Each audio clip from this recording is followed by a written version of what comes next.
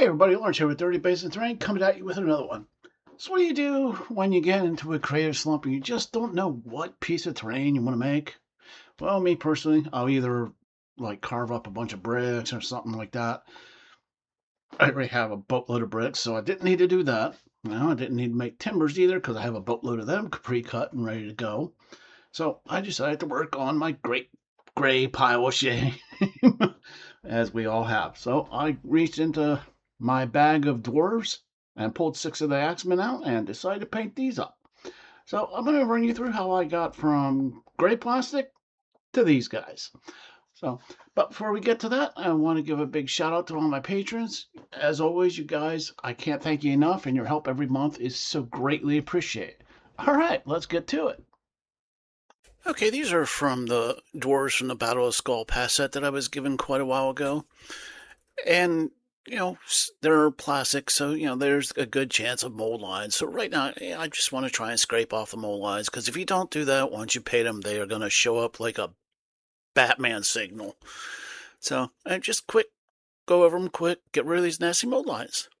Now, I don't like square bases, so I'm basically tearing off the base, taking off the bases. Thank goodness they weren't glued in, and then just gonna scrape off the little slots that are on the bottoms of these miniatures in exchange for some round bases I have. Of course, after clipping them off, they need to stand flat, so I'm just gonna follow them flat on their feet. Just so they don't necessarily have to stand on their own, but I want to try and get them flat on the bases regardless. Now, of course, I like pinning my miniatures. I've gotten to pinning my miniatures to the bases, so this is just real quick. Just drill a hole into the bottom of the feet and just get it in deep enough. Yeah, this takes a little bit. It's annoying to a point, but it's easy enough to do with a small little pin vise or a hand drill like this. Take a paper clip and some super glue, and then just kind of jam it in there. It's not that difficult. Yeah, you do want straight pieces for the paper clip. So, like I said, just a little bit of super glue, dip the end into the super glue, and then jam it in the hole you drilled into the feet. It's surgery on a miniature. But no, this is the reason I do this. It'll actually hold to the base better. Of course, I don't need that long piece, so just trim it a little shorter. It's going to get trimmed even shorter later, and I do want to mount them to these coffee stirrers for ease of painting. I would have done like a wine cork or something, but I don't have any. So now the bases for these I'm just going to straight up smear them with a bunch of my homemade texture paste. I make 2 different types of texture paste. One's a little rocky, one has some small rocks in it, and the other just has sand in it. This is just the sand because I kind of want a dirt mud look to it. So, and then I'll put some water on top just to smooth it out a little bit more because I don't want like large chunks and bumps. At least not that. Now these are all dry. Time to start priming these miniatures. And yes, I have the bases underneath because I'm going to prime them anyway. So if they get caught with a little bit of overspray here, not that big a deal. You can use a rattle can if you want to, but I have the airbrush, so that's what I'm doing. Now that they're all primer black, I'm going to give them a zenithal highlight with some gray. Obviously, I'm going to be slap chopping these. So I'm just, going through the steps, black, gray. And then, of course, you could do this with a brush or a rattle can, but I just prefer brushing on the white. I can get a little more control with where and how much goes on. So just from the top down, I'll dry brush just to get it ready for these speed paints. But I want to paint the dirt part of the bases first. Now, yeah, the entire base is dirt, but just give it a quick brush. Try and get as 100% coverage or as close as I possibly can here. With a dark brown, I think I'm using a burnt umber. Use whatever you want. And then I'm using a nutmeg brown here, which is a mid-tone, a mid-tone brown. You guys have seen me do this before, dark, medium, light. It's just a quick, easy way to go about and, to get a decent result from far away. And of course, using a standard brush, I'm going to give it a heavy dry brush with some light mocha, light brown, and just get it going and get all the other bases done. Or do that the same thing to all the bases. Pretty quick, not a difficult process. I mean, once the texture paste dries, you don't want to start painting until that hits. So there was a day in between when I put the paste on until I started painting. And of course, a little too bright for my personal taste, so I'm going to hit it with my homemade dark brown wash. Just get it on real quick. I'm sorry I'm off camera, but hey, I'm slapping on wash. Not that big a deal. Now I'm going to use this, now that the bases have dried, I'm going to go back and give it a light dry brush with a proper dry brush. You can use a makeup brush, which I often do, but I just grabbed this one first. And just a real quick light dry brush to bring out some of the highlights and just make it pop a little more. And get that dirty look to it. Now let's start painting these miniatures. Of course, being that this is a slap chop, I'm using speed paints and some express paints. I didn't grab any contrast this time around, but I do have them for use whatever ones you have if you're using like the speed paint type of deal. I'm just trying to get all the chainmail. A lot of these dwarves have a lot of chainmail, so I'm just going through, and all 6 of them I'm going to paint all the chainmail. And I said, this is assembly line painting, straight up. I will paint one item on all the dwarves, then I'll go back and I'll paint another item on all the dwarves, and just step by step each dwarf, so I don't have to constantly reach back and forth with the paints. So these 6 dwarves, boom, all chainmail, all done. Boom, hey, I'm painting the helmets. Boom, get them all done. Assembly line painting, because that way, with the assembly line, you're not reaching back and forth for paints, and you won't. And if you want them all to have the same basic color to them, you won't accidentally grab the wrong color. For small amounts like this is perfect. Now, if you're doing armies, I wouldn't even want to think of trying doing this to an army, because that'll just suck all the joy out of it. But again, it's just grabbing a color and then paint, and then moving on. And like I said, it is a simple, easy process. Of course, now I'm painting the flesh. And I'll do that the same to each of the dwarves. Okay, I got the faces and hands on this one. I'm going to grab the next one, do the faces and the hand on the next one, and then just until I get the faces and the hands on all 6 dwarves. Like I said, try and just keep it going, and it when you're doing units or more than just one miniature, it makes it so much easier to get them all done. And of course, I don't even know what I'm painting at this point. Oh yes, the belts. If you want to know what colors I'm using, you can always just pause and see, but majority of it, I think I might use 1 or 2 express colors from Vallejo, but these are everything else is Army Painter Speed Paint 2.0, so it's just pick out a color and go to the next one. This is a very, very simple and easy process to do. So,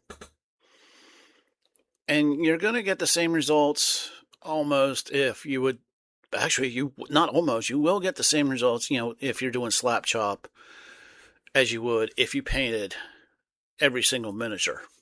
But you're going to get a more consistent look from miniature to miniature to miniature because you're moving from one to the other. But again, I'm trying to paint all the brass or different metallics in this one. And then I'll go to, the edge of the shields, because I wanted the edges to pop out a little bit.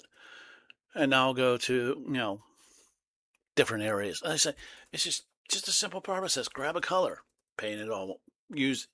Paint everything you're going to use that color for on every miniature, and then move to the next color. Like for, this, I'm using a cultist cloak to paint all the trim around the chainmail that they're wearing.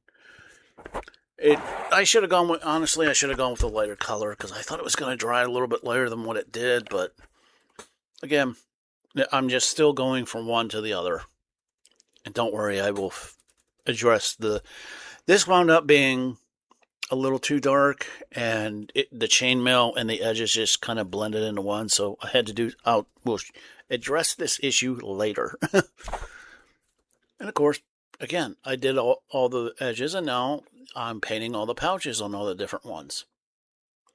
And see, grab one. Oh wait, that one didn't have a pouch. Don't need it. Here, grab this one. This one has a pouch. Paint it up quick. And as you go along with this process, you'll just start seeing it, and then you're like, oh God, I want to finish these. I want to finish these.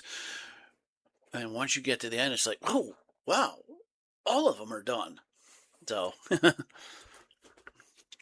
it does.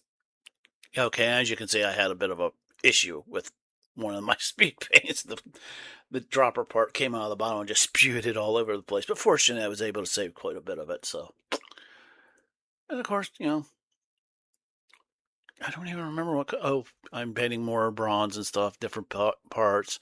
And see, I did grab a Vallejo.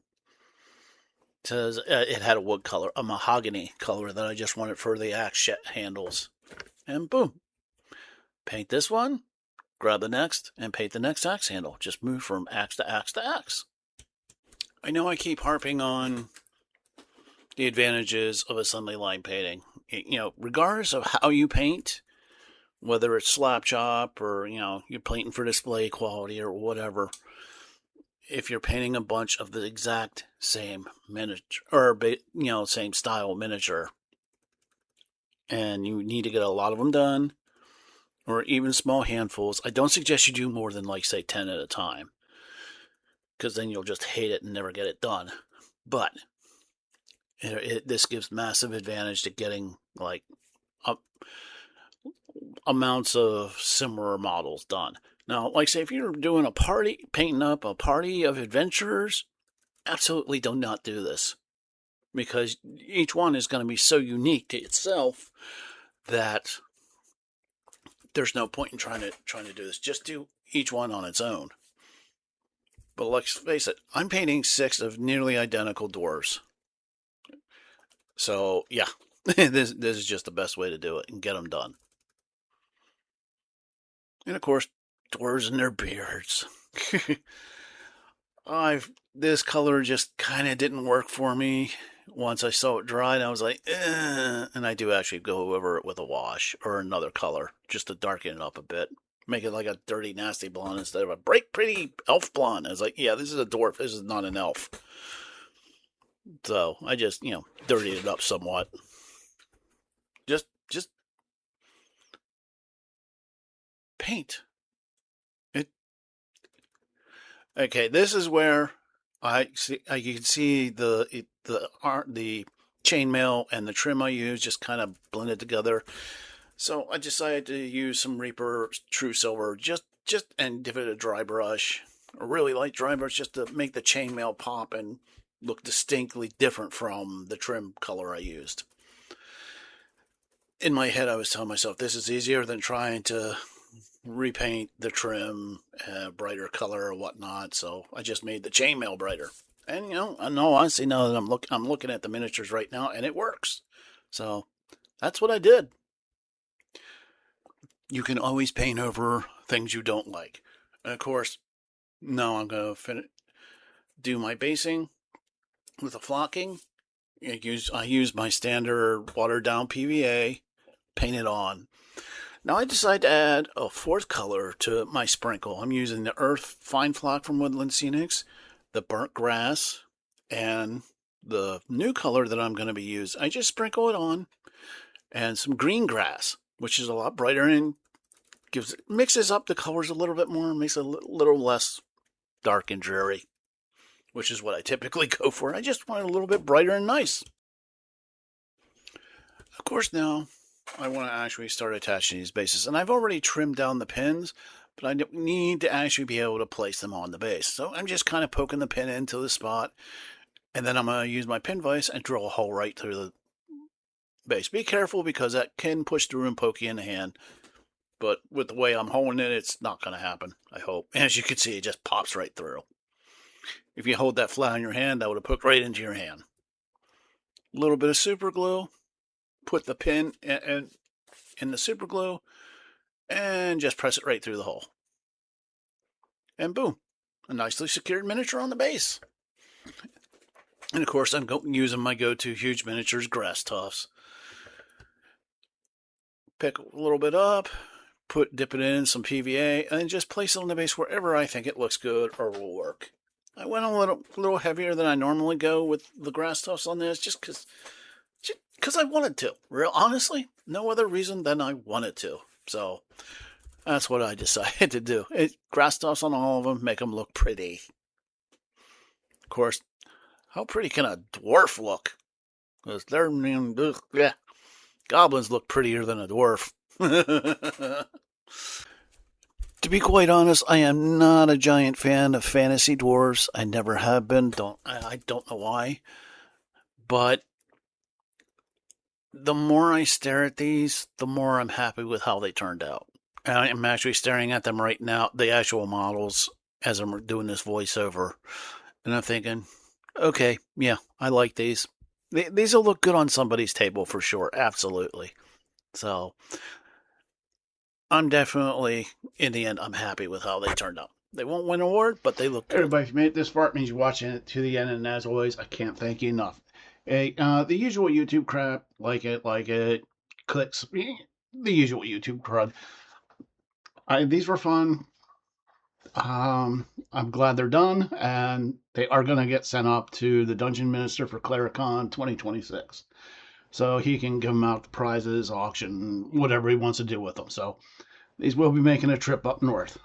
All right, guys, just remember, it's like when you're making your terrain or painting your miniatures to get rid of that pile of shame. Remember, the only person you got to worry about is you, because they're your terrain and miniatures.